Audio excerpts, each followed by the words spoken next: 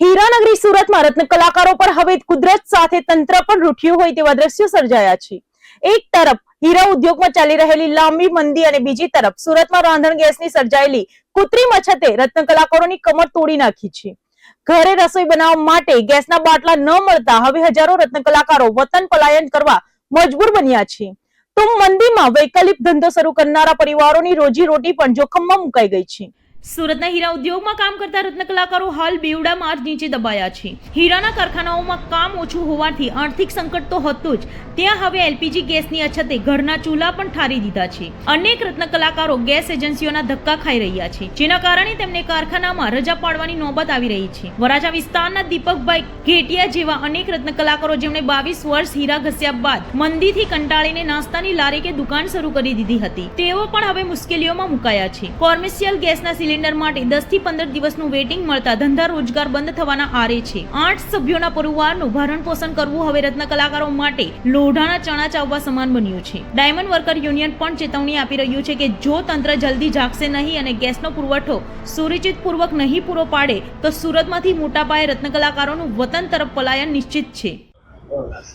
મારું નામ ઘેટિયા દીપક કુમાર રમણીકભાઈ છે। હું 22 વર્ષથી આ હીરામાં કામ કરતો હતો, હીરા ઉદ્યોગમાં, ને હવે 1.5 વર્ષથી છેલ્લે આ મારી નાની એવી ઘૂઘરાની દુકાન ચાલુ કરી છે। એટલે પછી આ કઈ રીતે મારે અત્યારે ગેસનો સંકટ એટલો આવી ગયો છે ને કે કઈ રીતે મારે આ દુકાન ચલાવવી કે ઘર ચલાવવું એ મારે જોવાનું રહ્યું।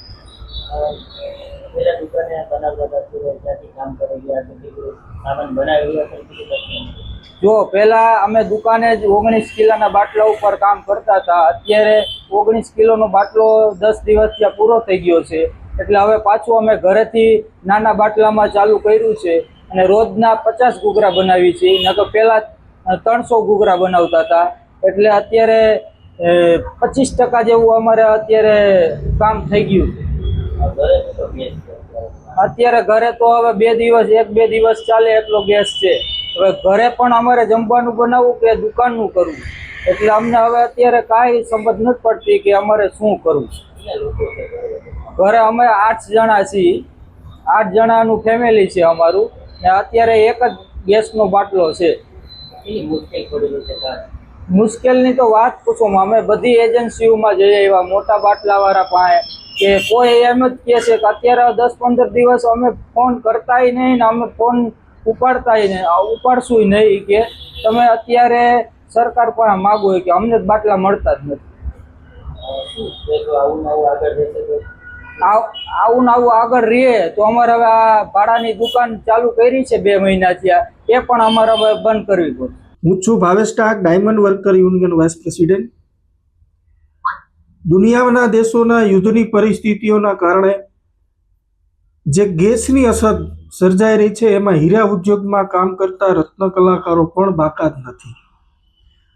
છેલ્લા 3 વર્ષથી આ હીરા ઉદ્યોગમાં ભયંકર મંદીના કારણે જે અમુક રત્ન કલાકારો છે પોતાનો ફૂડનો બિઝનેસ ચાલુ કર્યો કે ભાઈ હીરા ઉદ્યોગમાં મંદી છે તો ફૂડનો બિઝનેસ ચાલુ કરી પોતાના પરિવારનું ઘર ગુજરાન ચલાવે। તો આ પરિવારનું ઘર ગુજરાન ચલાવતા આજે જે ગેસના પુરવઠા કોમર્શિયલ બાટલાની જે અછત પડી છે એના કારણે એનો એ ઉદ્યોગ પણ બંધ કરવાનો વારો આવ્યો છે। તો આ એક તો હીરા ઉદ્યોગમાં મંદી હતી, મંદીના કારણે એ બિઝનેસ ચેન્જ કર્યો, ત્યાં પણ આ ભયંકર પરિસ્થિતિનું નિર્માણ થયું છે। ત્યારે રત્ન કલાકારો અને જે ફૂડના બિઝનેસ ચાલુ કર્યા છે રત્ન કલાકારોના પરિવારોએ, એને પણ આ પુરવઠો મળી ગયો એવી હું તંત્ર પાસે આશા રાખું છું। પોતાના પરિવારની સાથે રહેતા 5 થી 6 લોકો હોય, એક જ ગેસનો બાટલો હોય, એને પણ આ ગેસની અછત અમારી પાસે એવી રજૂઆતો છે। આ બાબતે અમે આવનારા સમયમાં તંત્રનું ધ્યાન દોરશું। તંત્રને એટલી જ વિનંતી કરીએ છીએ કે વધુમાં વધુ લોકો અહીંથી માઇગ્રેટ ન થાય, અહીંથી પલાયન ન થાય અને હીરા ઉદ્યોગની ચમક જળવાઈ રહે અને હીરા ઉદ્યોગમાં વધુ રત્ન કલાકારો સૌરાષ્ટ્ર અને મધ્ય ગુજરાત અને અન્ય રાજ્યોની અંદર પલાયન ન થાય એ બાબતે ધ્યાન રાખવું જોઈએ। માઇક્રો પ્લાનિંગ કરી ગેસનો પુરવઠો પૂરતો સુરતને મળે।